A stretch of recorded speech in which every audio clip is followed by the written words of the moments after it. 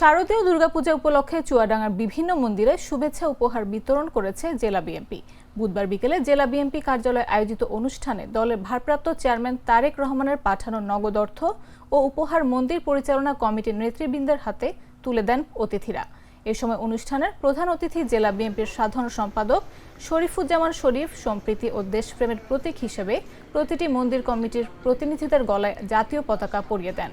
জেলা শহর ও সদর উপজেলার মোট ২১টি মন্দিরে এই উপহার পৌঁছে দেওয়া হয়। পর্যায়ক্রমে জেলার বাকি মন্দিরগুলোতেও এই উপহার পৌঁছে দেবে দলটি।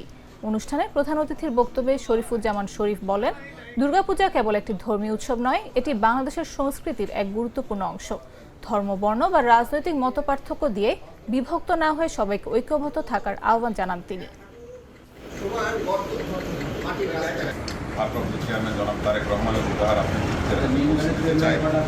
এবং এই বাংলাদেশের পতাকা আজকে আপনাদেরকে আমি উপহার দিয়েছি। এটার কারণ হচ্ছে যে আমাদের ভিতরে দেশত্ববোধ আমাদের। আমরা সবাই বাংলাদেশি, ধর্ম যেটাই হোক না কেন, আমাদের ভিতরে কোনো ভেদ নাই। আমরা একসাথে সামাজিকভাবে এই রাষ্ট্রে আমরা বসবাস করতে চাই। আমাদের সম্প্রীতি আরো ভালো হোক, সামনের দিকে আরো সুন্দরভাবে যাতে আমরা একসাথে বসবাস করি। এই কারণেই জাতীয় পতাকা আমাদেরকে দেওয়া হচ্ছে। এবং আমি যখন মণ্ডপে যাব, মণ্ডপের সভাপতি সেক্রেটারি ঘাড়ে যেন পতাকাটা থাকে।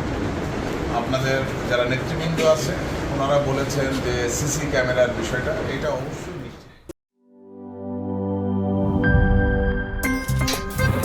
আমার একটা স্মার্ট সিদ্ধান্তে 25% গ্যাসের খরচ কমেছে। ভাবছেন কিভাবে?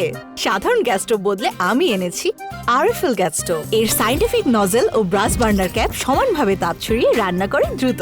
তাই গ্যাসও বাঁচায় 25%, টাকাও বাঁচে 25%। আরএফএল গ্যাস স্টোভ নিরাপদ ও গ্যাস সাশ্রয়ী।